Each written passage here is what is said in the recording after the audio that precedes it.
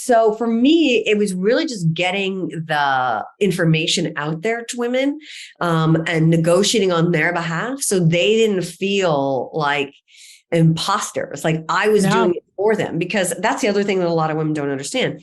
If you're an executive level, you do not have to negotiate your own deal. You should never be negotiating your own. That is so good, Jennifer. I'm going to tell a truth moment right now that aligns with this and is going to blow everyone's mind. So when I first started, because I came from corporate, I was in the C-suite. I'd seen the things I'd seen. I started off my business and I had a manager that I created an email for, and named Daniel. And Daniel was not a real person. Yeah. I knew that if I had to negotiate my own contracts, even though I didn't have the bandwidth or the capacity or the revenue to hire a team or an agent or a manager or anything, that I'd get less.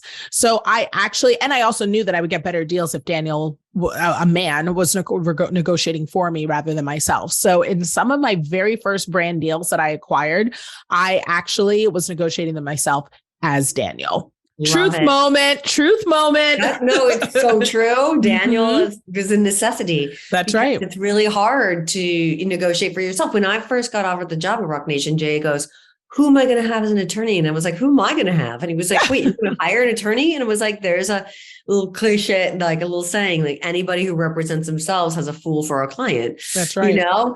And so I negotiate the deals and I'm like, don't even negotiate the salary. Let me do it.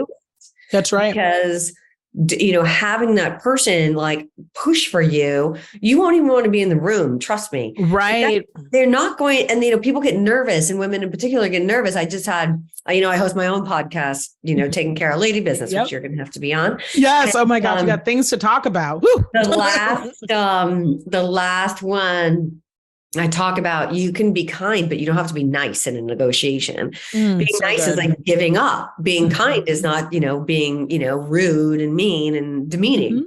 Right. And it's like, no, you're not nice in a negotiation. It gets you nowhere. So hire somebody who has spent their entire life learning how to negotiate, second nature to me, for you, This is brilliant. I mean, I know that as someone who's still a bulldog with my negotiations, I still, for the big things, honestly, like my divorce, my lease for my office building. I mean, anything I've done that is major, my TV show deals, like I've tapped properly trained and qualified people. One, because just like Jennifer is saying here, they have seen and they know what you don't know, including the tactics that will be used to try to get you less.